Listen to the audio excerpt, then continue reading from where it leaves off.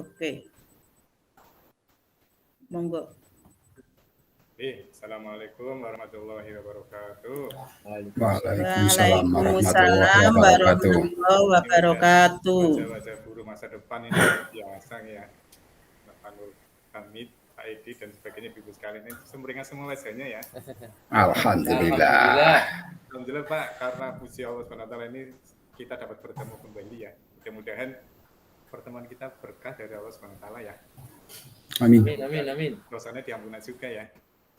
Mudah-mudahan corona cepat hilang. Ya, amin Pak. Sebelum dimulai, saya pengen bermain jari dulu, boleh nggih, Bapak sekalian? Iya, nyenengan saya menggang 5 jari nih, 5 jari. Kemudian secara cepat menghitung 1 biru, 2 biru, 3 biru, 4 biru, 5 biru, tapi dengan cepat. Contohkan ya, 1 biru, 2 biru, 3 biru, 4 biru, 5.000 kan. Supaya kata-katanya biru semua. Saya ulangi, 1 biru, 2 biru, 3 biru, 1 biru, 2 biru, 3 biru, 4 biru, 5 biru. Pak Nur Hamid dicoba 5 cepat. 1 biru, 2 biru, 3 biru, 4 biru, 5 biru. Sip, betul. Bukun dari mana ya? Bisa? Atau Pak Edi? Siap. Iya, coba 5 cepat. 1 biru, 2 biru, 3 biru, 4 biru, 5 biru. Dipikir sih ya, ini bener. Bu Isti. Ya lah Kak, mau maring dikit. Spekernya Bu Is. Belum tak ulirkan. Saya ulang Pak. 1 biru, 2 biru, 3 biru, 4 biru, 5 biru. Ya betul, berarti nyenengan sudah semua. Hebat, pikirannya hebat sekali, karena dipikir sih nggih, dipikir. Kalau nggak dipikir, jawabannya sejen. Ada 3.000, 4.000, 4 biru gitu. Itu aja misalkan awalan dari saya, mudah-mudahan pembelajaran ini, sesi ini ke depan, mudah-mudahan bisa kita pahami bersama nggih. Insya Allah yang akan saya sampaikan adalah masalah prinsip assessment nggih. Prinsip assessment. Dan saya lanjutkan. Nah, setelah sesi ini selesai, jenengan diharapkan paham tentang 5 prinsip assessment. 5 prinsip assessment yang perlu diketahui oleh kita semua. Yang pertama, Bu sekalian, prinsip assessment, bahwa assessment merupakan bagian terpadu dari proses pembelajaran, memfasilitasi pembelajaran, menyediakan informasi sebagai umpan balik untuk guru, peserta didik, dan orang tua. Nah, di sini adalah guru merancang apa? Pembelajaran berdasarkan hasil asesmen. Setelah asesmen disusun, guru merancang pembelajarannya. Kemudian dikembangkan sejak awal perencanaan pembelajaran, sehingga kegiatan asesmen terintegrasi dan berkaitan erat dengan pembelajaran. Nah, prinsip pertama ini juga keterkaitan antara tujuan pembelajaran dengan asesmen yang dirancang harus sama, termasuk dengan kriteria penilaian hasil belajar siswa, termasuk dengan asesmen yang terintegrasi sesuai kebutuhan belajar, dan asesmen memberikan pengaruh pada apa dan bagaimana peserta didik dan juga sebaliknya. Jadi ada keterikatan antara asesmen dengan kegiatan belajarnya dan perencanaan belajarnya. Semua saling terpaut menjadi satu, tidak terpisah-pisah.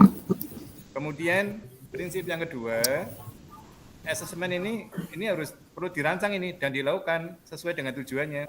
Untuk apa ini? Mendorong proses belajar menjadi bagian dari pembelajaran, mengembangkan kemampuan metakognitif dan refleksi. Ini khusus asesmen formatif. Kemudian asesmen sumatifnya menilai hasil belajar dan mengambil keputusan di akhir satu tahapan, berarti kurang lebih satu capaian pembelajaran.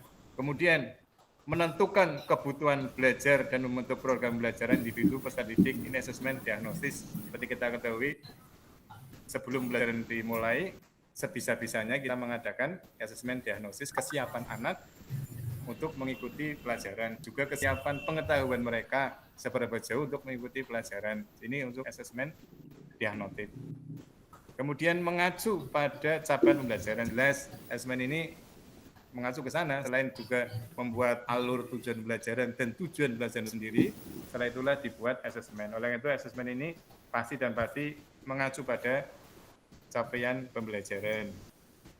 Yang selanjutnya, yang ketiga, Asesmen dirancang secara adil, valid, dan dapat dipercaya, memberikan informasi yang kaya bagi guru, peserta didik, dan orang tua mengenai kemajuan dan pencapaian pembelajaran, serta keputusan tentang langkah selanjutnya. Jadi, asesmen ini berkeadilan. Berarti penilaian tidak menguntungkan atau merugikan peserta didik karena kebutuhan khusus serta perbedaan latar belakang agama, suku budaya, status di atas, status sosial ekonomi, dan gender. Jadi semuanya diberlakukan sama adil, tidak ada pengecualian ataupun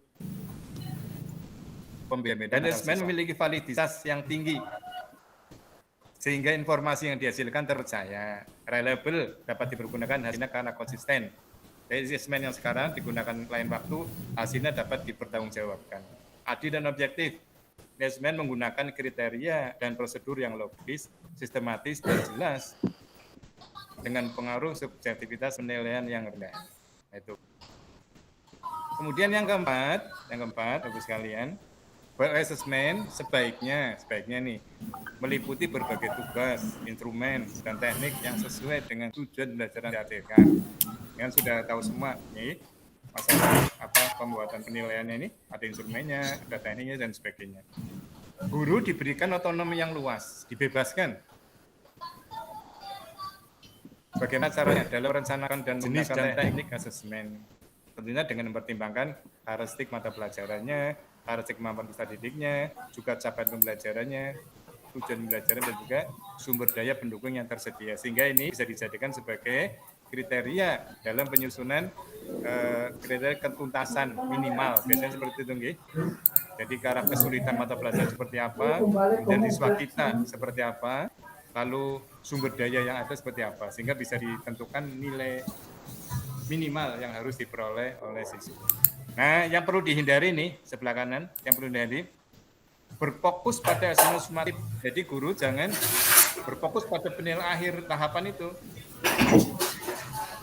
Tapi tetap di dalam pembuatan asesmen dari asesmen formatif dan seterusnya, tidak bertujuan langsung kepada asesmen sumatif. Juga teaching to the test, pengajaran ke tes. Jadi guru terkadang mengajar itu berdasarkan tes-tes yang ada. Misalkan begini, anak-anak kelas 6 biasanya kalau mau ujian, terus langsung di-drill masalah soal-soal dan sebagainya. Ini kan guru mengajar, acuannya tes. Sebetulnya bukan seperti itu sih, tapi acuannya adalah proses pembelajaran.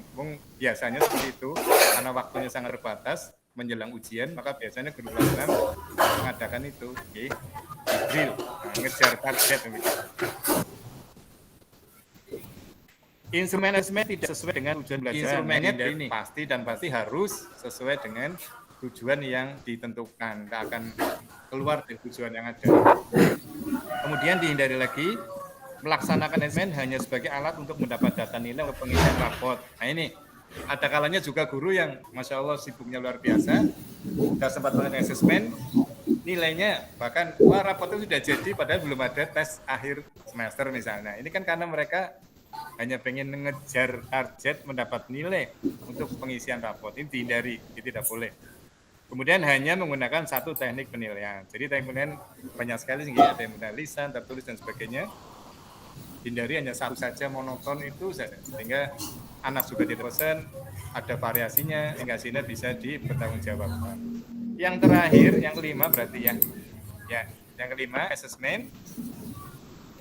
Prinsip asesmen, laporan kemajuan belajar dan pencapaian peserta didik bersifat sederhana dan informatif, memberikan informasi yang bermanfaat untuk peserta didik dan orang tua, dan data yang berguna untuk penjaminan dan peningkatan mutu pelajaran. Nah ini, Bapak sekalian. Jadi hasil penilaian ini harus memberikan makna yang relatif sama untuk semua mapel. Misalnya nilai 100, ya nilainya maknanya sama antara satu pelajaran dengan pelajaran yang lainnya. Kemudian laporan kemajuan belajar mengacu pada ketercapaian kompetensi berdasarkan hasil asesmen formatif dan sumatif. Ini nanti akhirnya ujung-ujungnya pada pembuatan raport pendidikan, hasil nilai asesmen formatif dan hasil nilai asesmen sumatif. Kemudian asesmen mudah dipahami dan memberikan informasi yang utuh bagi orang tua. Asesmen juga harus menjadi kebutuhan peserta didik akan balik yang memotivasi untuk mengembangkan diri. Ya, asesmen mudah dilakukan oleh guru. hal yang penting adalah bahwa guru diharapkan mampu menerapkan moderasi dalam asesmen, yaitu memastikan antar guru mampu melakukan asesmen secara adil dan konsisten dengan menggunakan kriteria tertentu, melakukan komunikasi, konfirmasi, dan klarifikasi antar guru. Jadi moderasi dalam asesmen ini adalah kolaborasi antara beberapa mata pelajaran atau beberapa guru pelajaran itu sehingga menjadikan satu nilai yang utuh. Demikian. Bapak Ibu sekalian, demikian mungkin ini yang terakhir ini. Nah, selamat. Berarti yang saya sampaikan tadi sepintas tentang prinsip asesmen. Mudah-mudahan kita semua guru-guru yang ada di sini mudah-mudahan bisa melaksanakan asesmen sesuai dengan prinsip-prinsip yang telah saya bacakan tadi. Ada yang bisa dibahas atau ditanyakan? Mohon, silakan. Singkat ini, karena waktunya juga singkat juga. Atau sudah paham semua? Alhamdulillah.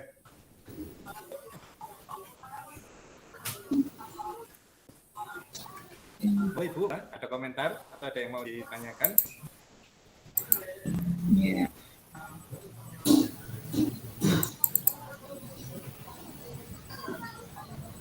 Sudah bagus Pak, sudah jelas. Iya, saya memang bagus sejak kemarin, Bu. Sudah jelas Pak. Iya, karena lampunya sudah menerangi nih. Iya, Pak, sudah jelas. Oke. Ya, ampun.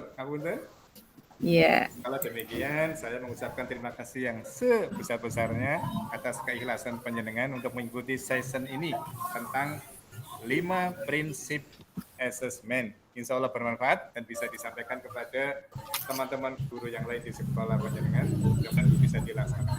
Demikian ya, saya ucapkan terima kasih yang sebetulnya. Mohon maaf, barangkali yang saya jelaskan pada membingungkan, kalimatnya paling kecotot orang juga, ya, mungkin sehingga bisa dimaklumi lah. Demikian dari saya Iri. Assalamualaikum warahmatullahi wabarakatuh. Waalaikumsalam warahmatullahi wabarakatuh. Ini berarti